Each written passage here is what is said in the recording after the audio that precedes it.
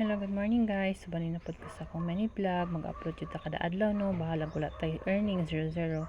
Pintaha to sa una kay na 0.01 pero sige lang. Lingaw-lingaw lang. Mao ni akong everyday routine no pagbangon ako sa buntag.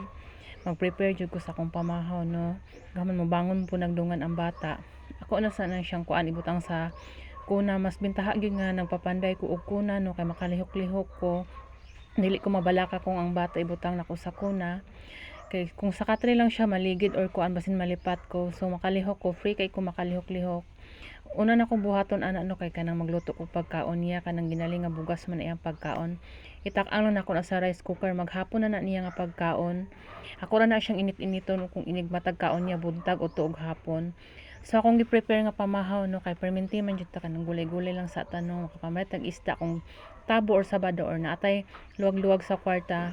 Karon no kay mas priority man gud namo ang gatas ug ang diaper ni baby, kay dili man ko pwede magpadede sa iya kay ako ginainom nga tambal.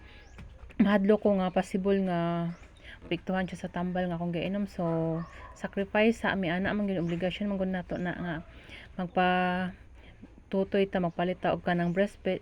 Dili man ko makapa breastfeed sa iyahan no, so ana jud na ang diaper pod ni kay kanang mga gabi iba kay tulog kaayo ta niya, dili na ako mabantayan maughan siya sa ihi, so maon man gyapon na no.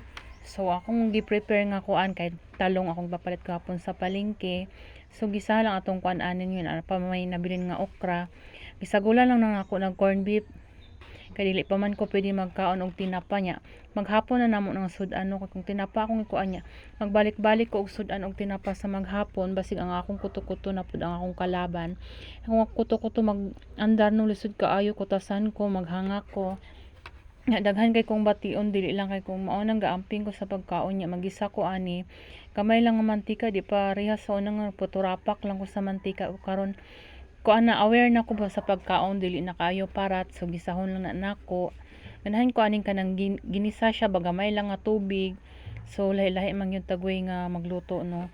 Sa pagkahuman mao ni akong lutoan no, ambisyon kay kinako sa una nga nakoy sariling abuhan kay sa una bag-o mi nag-ipon sa akong partner, ngipon mila mama, so pangarap gyud nako na ako'y sariling abuhan, na ako'y sariling lababo, so karon nako ana na ako na tuman na siya.